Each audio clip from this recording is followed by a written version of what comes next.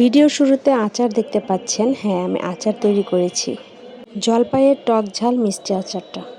আচার বানানোর শুরুতে আমি একটা ভুল করেছি, দেখি কে কে আজকে আমার এই ভুলটা সংশোধন করতে পারেন বা ধরে দিতে পারেন যে আমি এই ভুলটা করেছি। তো এখানে দেখাচ্ছি আচার বানানোর জন্য আমার কি কি উপকরণ লাগছে। এটা আমরা সবাই জানি, এটা বলার কিছু নাই। তো এখানে আমি ম্যাশ করে নিয়েছি আচারগুলোকে, তারপর হচ্ছে আমি আচার বানানোতে চলে যাচ্ছি।